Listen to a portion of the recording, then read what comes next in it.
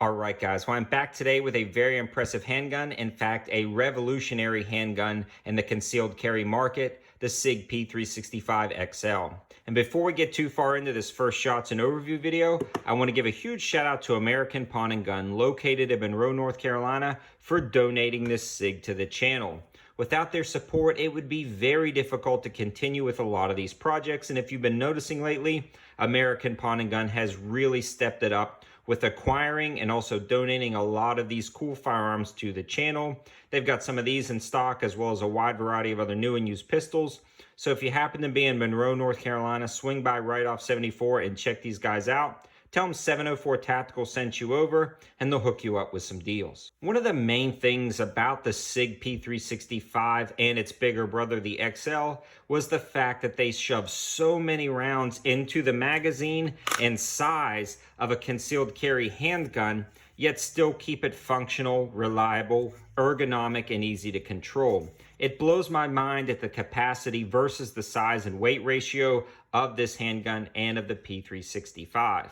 Now, the P365 was a gun I was very interested, but with a lot of the striker issues and random things that were going on with that gun, I wasn't comfortable trusting my life to it. Then when the P365 XL came out and really resolved a lot of those issues, I became a huge fan. Then I got a chance to shoot one down at the range and I became hooked, but it was only a couple of magazines. So with American Pawn and Gun's support, we've got one out to the channel and I am thoroughly impressed. Let's talk about the specs and features of this handgun, how it handled down at the range, a good holster option I found that's a high value budget option, and then we'll talk about our plans for this handgun in the future. So the first thing I want to talk about is what it comes with in the box, and it does not include the holster. Pretty much what you get is the box, the paperwork, and the gun and one magazine. My first and biggest complaint about this handgun is the fact that SIG only includes one magazine. What company in 2020, especially when you pay the price you do for this gun, only comes with one magazine? Especially as when SIG is kind of rumored to have designed the magazine first and the gun around the magazine. Why would they only include one magazine? My biggest gripe. But the magazine they do include is incredibly impressive. Look how small and compact this is, yet it holds 12 rounds. With one in the chamber, you're looking at 13 rounds of 9mm to defend your life with. In a later part of this review, I'm going to compare this with a few other handguns to show you the difference in size. But guys, this is compact, small, and fits in your waistband perfectly. Yet when you draw and shoot this gun, it feels like you're shooting a full-size handgun. SIG really nailed it with the round capacity in this size firearm. Let's run down some of the other features. One of the main ones is the sights that come included in the box, which is a high-vis front sight, kind of a blacked out rear, but these are night sights and they work really well. I'm incredibly impressed at SIG sights that they put on these handguns because this is a jack of all trades sight setup. It gives you that high vis in the day to acquire your target rather quickly, and then those night sights are great for a personal defense situation at night. In conjunction with that, SIG actually includes an accessory rail, but it is proprietary, a little bit frustrating, but generally I don't put a light on my concealed carry handgun, more of my primary home defense handgun or car gun, but that is something to consider, and I may investigate putting a light on the front of this as more holster options become available. The other thing I want to talk about is the fact that this does have an optics plate on the top. You can remove this and add one of the micro red dots. We may do that in the future. I'm not quite sure though if I'm going to put a micro dot on my concealed carry handgun, but it is a great option and SIG is forward thinking in this aspect because I do believe red dots on handguns are the future. I'm slowly adjusting to that, putting them on a lot of my bigger, larger guns that I use for competition. The texturing on this handgun is rather aggressive, but almost subdued. It's hard to say that in the same sentence. It's almost like they went and got a very aggressive texturing and then knocked the high spots off of it, allowing you to have a good, smooth feel up against your body without tearing up your skin, yet it allows the meat of your hand to really grab the handgun when you're getting a good hold, and it prevents it from slipping around. I feel like this is almost the perfect texture they could have put on this handgun, and they leave it off the top part of the handgun, which I'm actually happy about, so when you're accessing your controls, it kind of slides over the smooth plastic, yet the grip part of your hand where you get a good hold still has texture. They really nailed the texturing and ergonomics of this handgun. Speaking of ergonomics of this handgun, they put front and rear cocking serrations, allowing you to do press checks, and the mag release works well, and the mags drop free.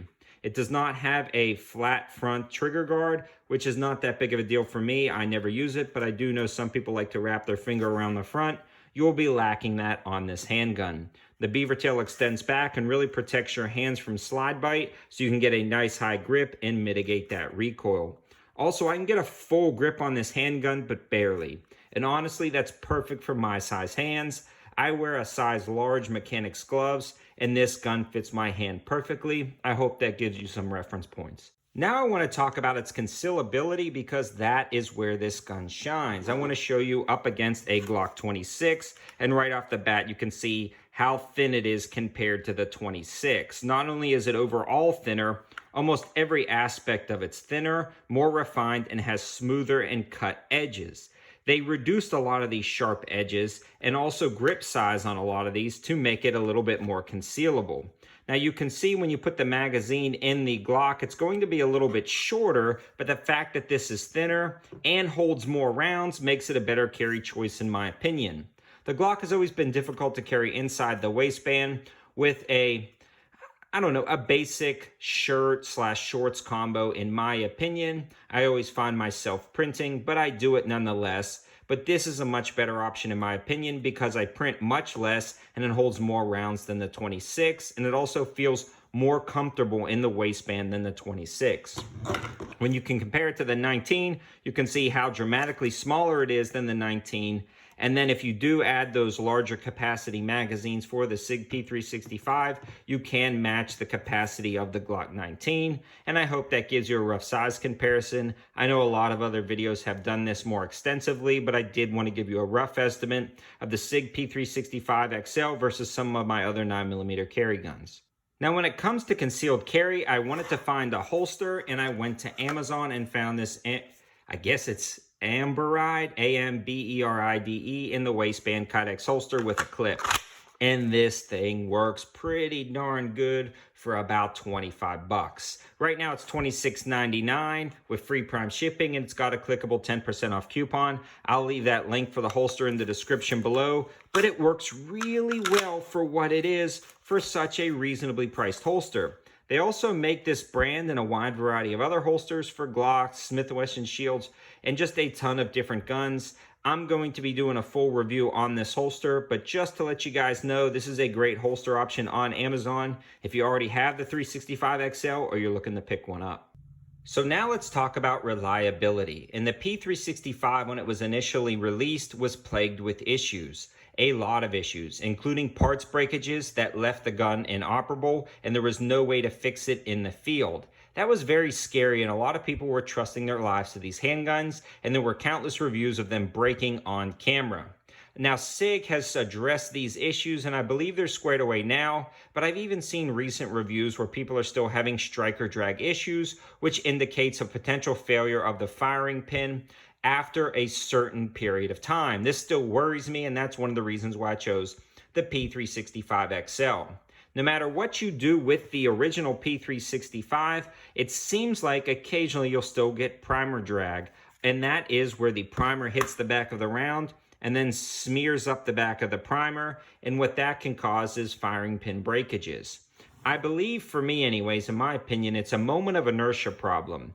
That before the striker can fall back, the gun is already going out of battery because the P365 slide doesn't have a great moment of inertia to stop that movement before the firing pin goes all the way back. Meaning the minute the round goes off, that slide starts moving back, pulling out the round while that striker or primer is still engaged. Almost instantaneously when it hits, it starts moving and drags up the back of the primer. With the larger moment of inertia that you get with the XL slide, it resolves a lot of those issues, and that is why I trust this gun. I took a sampling of a wide variety of ammunition down at the range and checked all the primers and picked up a few to show you guys that there is no striker drag or primer drag on the back of these primers. And then I also tried this with a wide variety of ammunition. I tried it with 3 to 4 types of hollow points with 100% success with different type of bullet profiles, as well as basic 115 and 124 grain ammunition, and even some steel cased with no problems whatsoever. This gun has been 100% reliable at about 2 to 250 rounds in, and I'm absolutely a fan of the reliability of this handgun.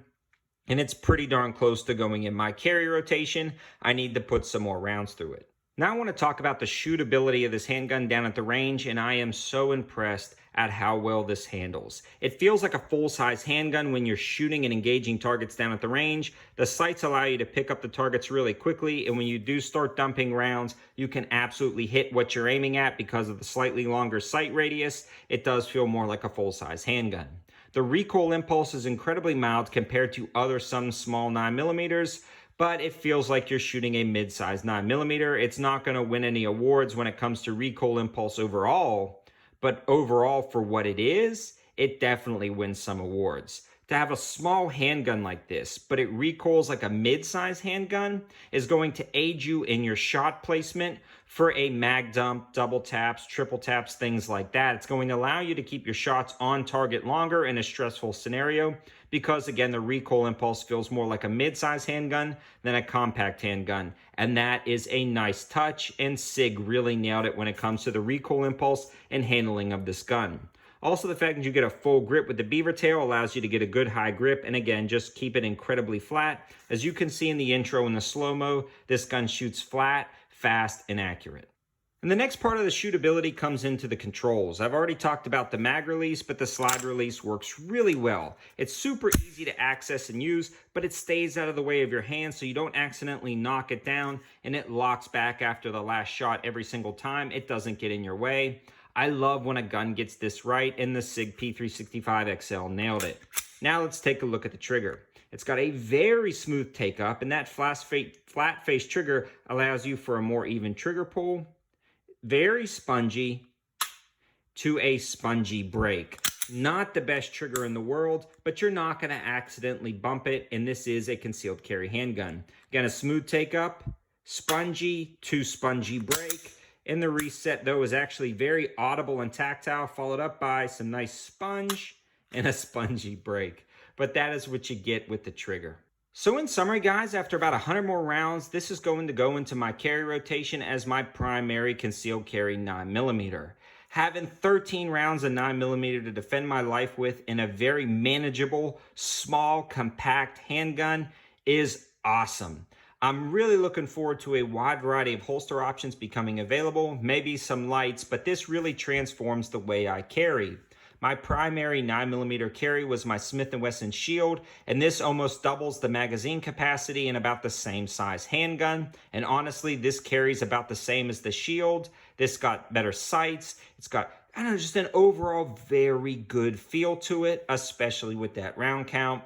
This is such an awesome gun, and I'm super glad I got it out to the channel. And again, I want to give a huge shout out to American Pawn & Gun for sending this out to the channel for us to try out. I will continue to update you guys on its performance, how it works, and any accessories we get for this handgun. And if you happen to be in Monroe, North Carolina, swing by American Pawn & Gun, tell them 704 Tactical sent you over, and they'll get you the hookup. Thanks for watching, guys. Have a good one.